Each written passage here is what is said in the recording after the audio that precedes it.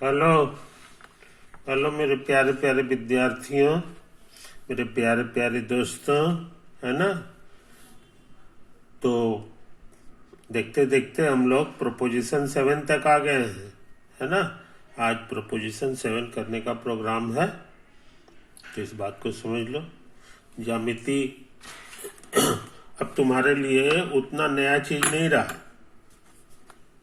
अब तुम्हारे लिए उतना नया चीज नहीं रहा, समझे कि नहीं।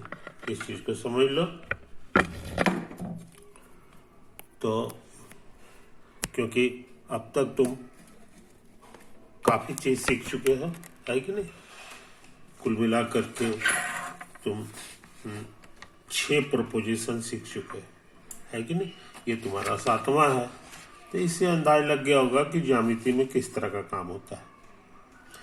और हमको लगता है कि अब तुम्हारे लिए ये भ्रम टूट गया होगा कि ज्यामिति मुश्किल काम है। ज्यामिति मुश्किल काम है कि नहीं। ज्यामिति मुश्किल नहीं है। मोटा मोटी इसमें हम लोग क्या काम करते हैं सो समझ लो। स्केल और कंपास, है ना। ये 2 चीज का इस्तेमाल हम लोग कर सकते हैं। ये गारंटी देगा कि हम जो पोस्टुलेट्स है कि नहीं, वो अलाउ करता है कि ऐसा कर सकते हो, कोई दिक्कत नहीं। तो पोस्टुलेट पर ध्यान देने की जरूरत नहीं है। अब सीधा सीधी हम 2 इंस्ट्रूमेंट का इस्तेमाल करते हैं। एक स्केल से स्ट्रेट लाइन खींचेंगे और कंपास से हम लोग सर्किल खींच देते हैं, है कि नहीं। इस बात को समझ लो, ये चीज। अब तीसरा चीज जो है, जो आंख से दिखाई दे। जो आंख से दिखाई, कौन छोटा है कौन बड़ा है, इसमें बहस करने की क्या जरूरत है। कौन एंगल बड़ा है कौन छोटा है ना। ये तस्वीर से ही पता चल जाता है ना। तो उसकी चिंता भी नहीं करनी है, उसकी चिंता भी नहीं करनी। असली जो चिंता करने की चीज है वो है जो प्रोपोजिशन हम साबित कर चुके हैं, समझे। वो हमारी प्रॉपर्टी है, वो हमारी प्रॉपर्टी है। वो जब चाहेंगे हम उसका इस्तेमाल करेंगे, वो मेरा चीज है कि नहीं। लेकिन उसको याद तो रखना होगा। याद तो रखना होगा कि तुम्हारे बक्से में तुम्हारा क्या क्या सामान है कि नहीं। जो तुम्हारे पास है, तुम्हारा अपना सामान है, ये याद तो रखना होगा। तब ना तुमको जब जरूरत होगा उसमें से निकाल लोगे। तो उस हिसाब से तुमको 6 चीजें याद रखनी है, क्योंकि ये 7वां प्रोपोजिशन है कि नहीं। तो बाकी जो तुम्हारे 6 प्रोपोजिशन है वो तुम्हारा सिद्ध किया हुआ है। प्रोपोजिशन 8 क्या होगा, 9 क्या होगा, उसके तुमको अभी कोई मतलब नहीं है, क्योंकि उसका इस्तेमाल तुम नहीं कर सकते हो, वो आगे ना है, समझे कि नहीं। यही चीज है। तो एक बारीकी तो ये हो गई। तो सिर्फ हमको जो है प्रोपोजिशन जो हम लोग करते हैं उसका स्टेटमेंट याद रखना है, प्रूफ नहीं। प्रूफ तो तुम्हारा कर दिए से कर दिए। तो स्टेटमेंट तो 1 लाइन 2 लाइन की चीज होती है, उसको याद रखा जा सकता है कि नहीं। ओके। दूसरा, प्रूफ करने का तरीका। क्योंकि तुम 6 प्रोपोजिशंस कर चुके हो, इसलिए प्रूफ करने का क्या तरीका है, समझे कि नहीं। ये जो है मोटा मोटी तुम देख चुके होगे। 2 तरीका है। एक तरीका है सीधा सीधी जो रिजल्ट आ रहा है वो जो है लिखते चले जाओ, तो ये तुम्हारा प्रूफ हो जाएगा, है कि नहीं। और दूसरा तरीका था ठीक उल्टा मान लो। जो प्रूफ करना है उसका उल्टा मान के चलो, है कि नहीं। और उल्टा मान के और उसके बाद कंट्राडिक्शन लाने की कोशिश करो। कंट्राडिक्शन का मतलब होता है कि 2 स्टेटमेंट हमको खोजना पड़ता है, समझे कि नहीं। एक ही, या कह लो एक ही स्टेटमेंट है। एक ही स्टेटमेंट ऐसा खोजना पड़ता है जो एक बार हम ही बोल रहे हैं कि सही है, अब फिर हम ही बोल रहे हैं कि ये गलत भी है, समझे कि नहीं। तो एक स्टेटमेंट का एक ही साथ दोनों चीज नहीं हो सकता, कि सही भी हो गलत भी हो। तो उसको हम लोग कंट्राडिक्शन कहते हैं। अब मैथ में ऐसे स्टेटमेंट का कोई महत्व नहीं है। मैथ में इस तरह का स्टेटमेंट जिसमें दोनों खूबी हो, कि सच भी हो झूठ भी हो, उसका कोई महत्व नहीं है। तो ऐसे स्टेटमेंट को हम लोग डिस्कार्ड कर देते हैं, हटा देते हैं, समझे कि नहीं। तो उसको हटाने का मतलब सोचा जाता है कि आया क्यों। आया इसलिए क्योंकि हमको जो प्रूफ करना था उसका उल्टा मान के चले थे। उल्टा मान के चले थे, इसी से हमको दुर्घटनाग्रस्त हो गए, कंट्राडिक्शन आ गया, है कि नहीं। इसका मतलब है कि वो जो स्टेटमेंट दिया हुआ है वो सही है कि नहीं। जिसको हम गलत समझ रहे थे वो गलत नहीं है, वो ही सही है।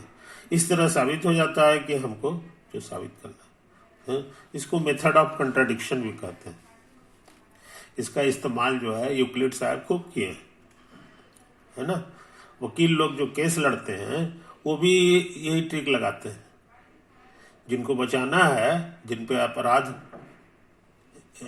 लगा हुआ है कि इन्होंने ये अपराध किया है ना, वकील साहब कहते हैं ठीक है, मान लीजिए मेरा क्लाइंट ने ये गलती किया, ठीक।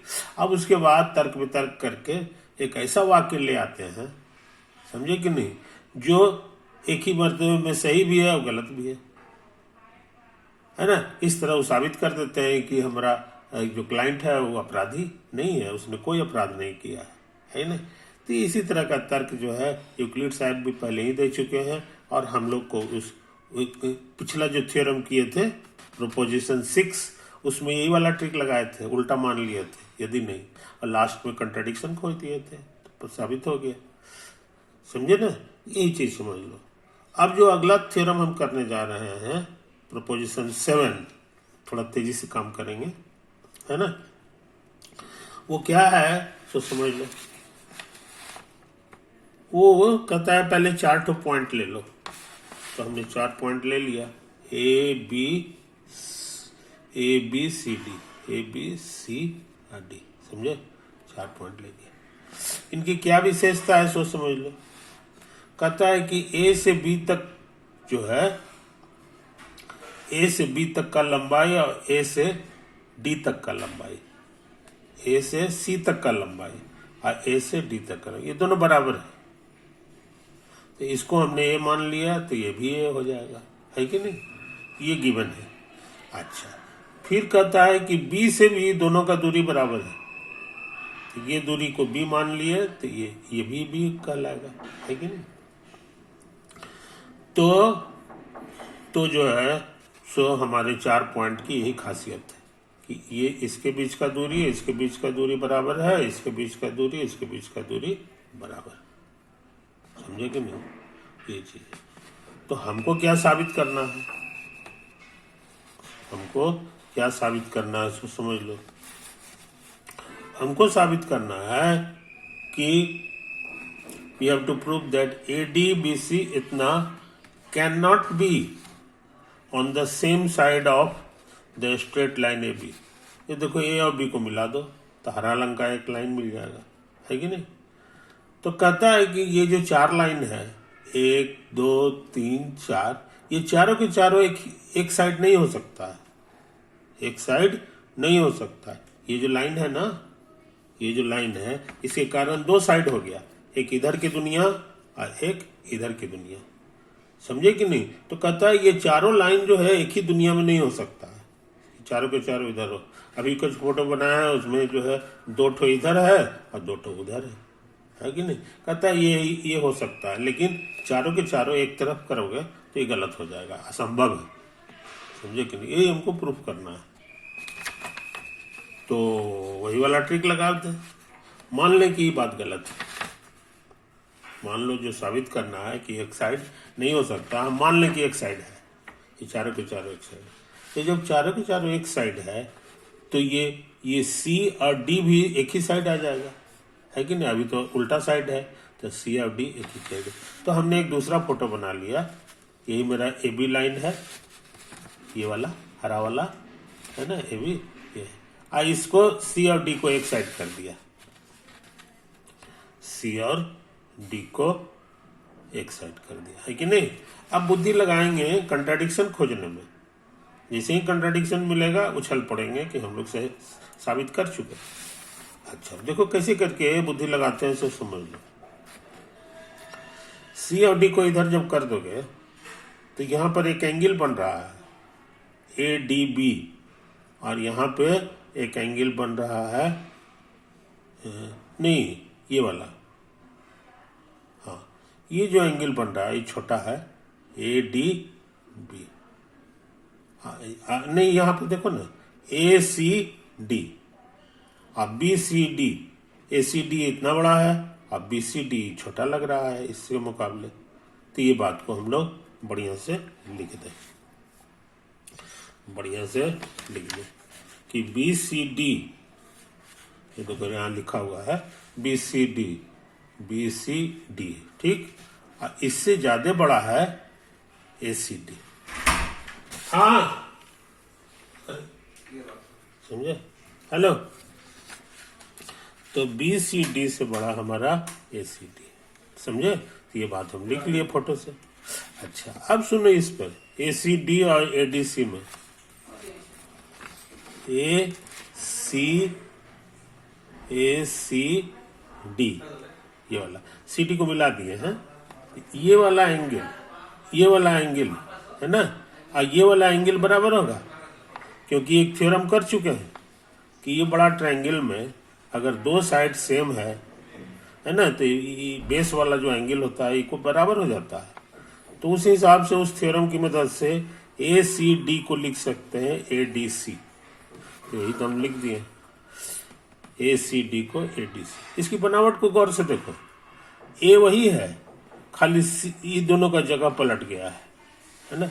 इसी तरह का काम फिर कर दो इसमें भी, ये छोटका ट्रायंगल में ये दोनों साइड बराबर है, तो ये बेस का एंगल इक्वल हो जाएगा, यानी बी सी डी और बी डी सी बराबर होगा, बी सी डी और बी डी सी।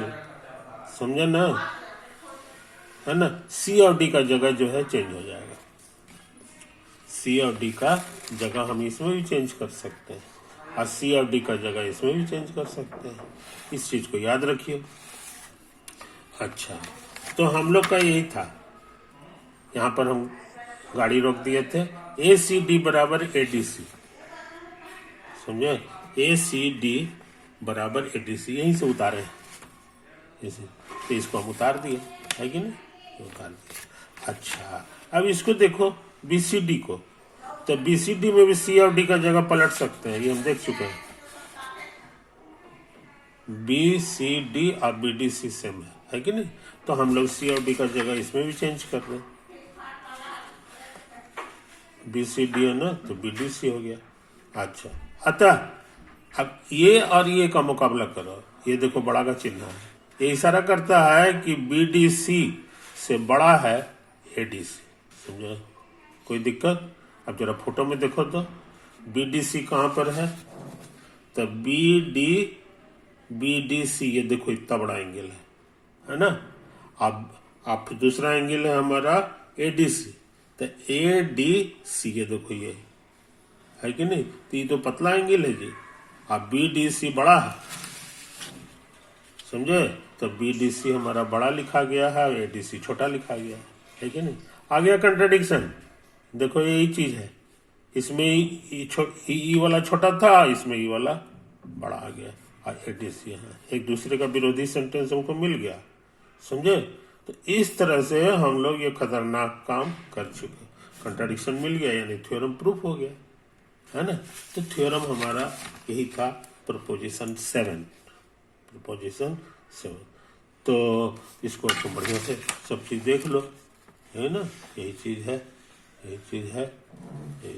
सारा चीज है ना, तुम्हारे लिए लिखना हुआ है, और हम लोग ये सवाल को कर चुके, है ना। तो इसको साबित करने में तुमको 2 थ्योरम की जरूरत पड़ी, एक था 5 नंबर, और तो कुछ नहीं है, दोनों बार तो ही 5 नंबर से तुम्हारा 7 नंबर पैदा हो गया, 5 नंबर से 7 नंबर, यही है। ओवर।